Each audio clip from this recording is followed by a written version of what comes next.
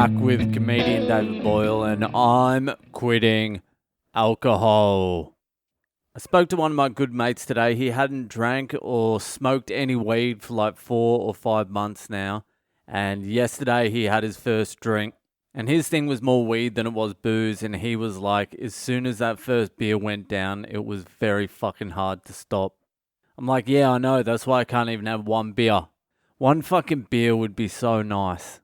One fucking beer would be good, but that little fucking tiny little bit of a buzz you get from one beer is enough to break your will and go for the second beer. And once you've had the second beer, that third beer is fucking real close behind. And then once the third beer is in, it's fucking all over. And I was like, did that fucking beer taste good? And he's like, it was fucking delicious. We were down the beach. It was sunny yesterday and it fucking tasted great. But man, it's hard to fucking stop. I'm like, how many did you have? He's like, I had 8. I ended up having 8 beers and then went home and had some wine. But I wasn't really interested in the drinking. I wanted to know how his willpower was, whether the beers destroyed his fucking willpower, because he's really trying to give up the weed. He's been smoking weed since he was like 12, and this is the longest stint he's ever been off it. So I wanted to know whether smoking weed popped into his head. So I asked him, I'm like, how was your willpower after 8 beers? How did it feel? Like, did you feel like you were in control? Or did you feel like your willpower was melting away a little bit? He's like, man, I almost immediately started thinking about smoking weed. I started thinking about smoking darts immediately too. I didn't smoke. I'm just going to have to fucking white knuckle it through. But I feel like drinking again today. I just feel like getting fucking hammered again. I'm like, yeah, that's what scares me. And he's not even a big drinker.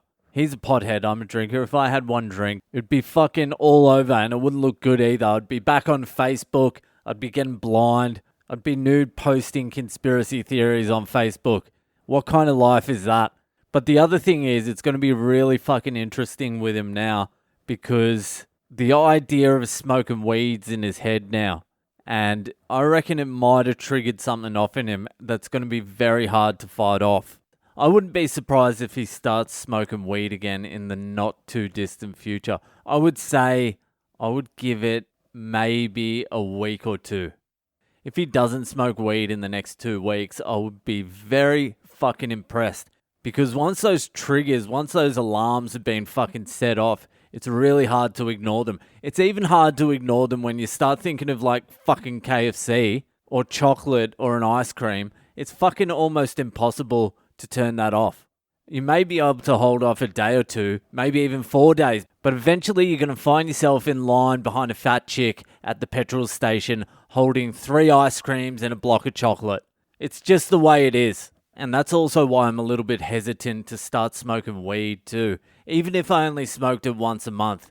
Because I know as soon as I smoke weed, I'm going to fucking want some chocolate or some sugar.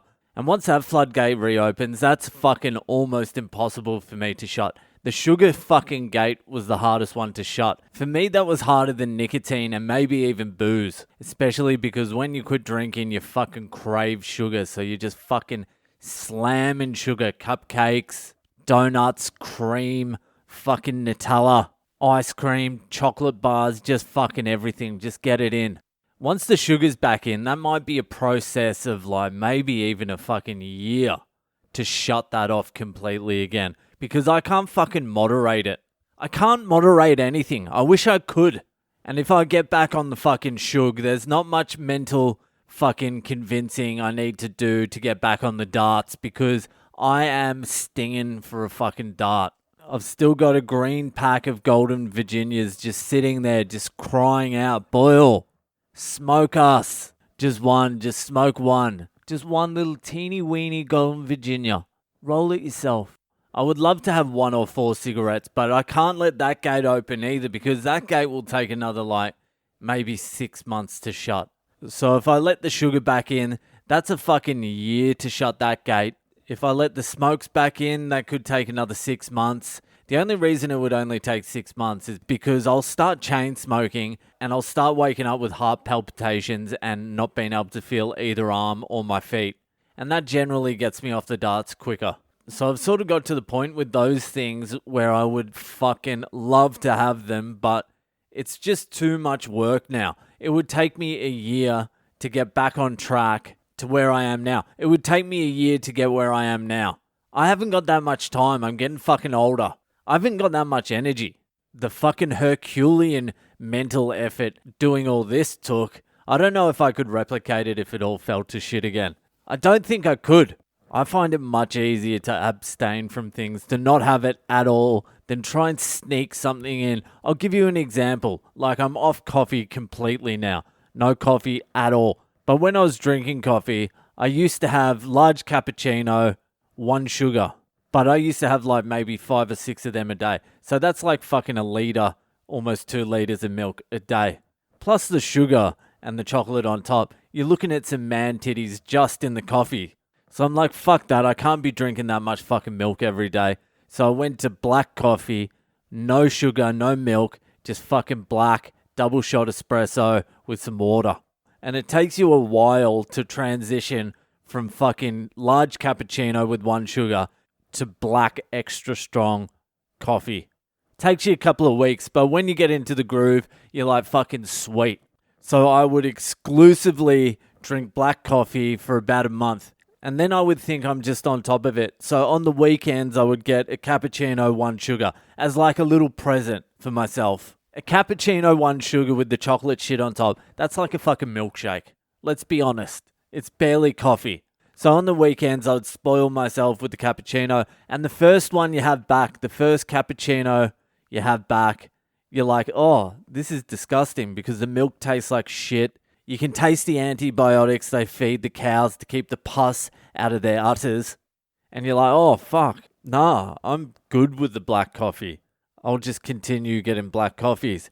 And then the next weekend comes around, you get a cappuccino on the Saturday. You're like, oh, that wasn't as bad as last week. Then you get one on the Sunday as well. And then it's fucking all over again. Then once that happened, once I was back on the cappuccino groove, it would always take me like 2 months, 3 months to get back to black coffees.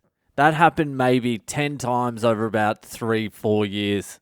I would be black coffee for a few months, and then I would fucking slip, get a cappuccino, have a couple of them, then I'd be fucking on the cappuccino train again. Then I'd start getting tits, then I'm like, fuck, I need to go back to the black coffees. And the cycle would just repeat until I'm like, I just need to stop drinking coffee. And that's when I went on the teas. I don't think that's exactly why I stopped drinking coffee. I stopped drinking coffee also because I wasn't sleeping well. I was getting jittery as fuck. And I was addicted to coffee. I was drinking too many coffees. So I went over to the teas. And when I started drinking tea, I was slamming like 8, 9, 10 teas a day because you're just drinking them like water. And then tea is so fucking boring and so fucking uninteresting that you don't even get excited and you can start missing teas. So you end up reducing your intake of teas just naturally.